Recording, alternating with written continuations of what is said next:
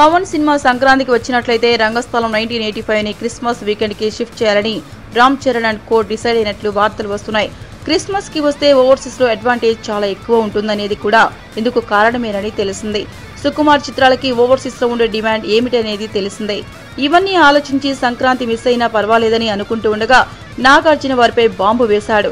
అఖిల్ రెండో సినిమాని డిసెంబర్ 22న విడుదల చేస్తానని ప్రకటించాడు. దర్శకుడు విక్రమ్ కుమార్ కి కూడా ఇష్క్, మనం 24 చిత్రాలతో న్యూయార్స్ లో మంచి ఫాలోయింగ్ ఏర్పడింది.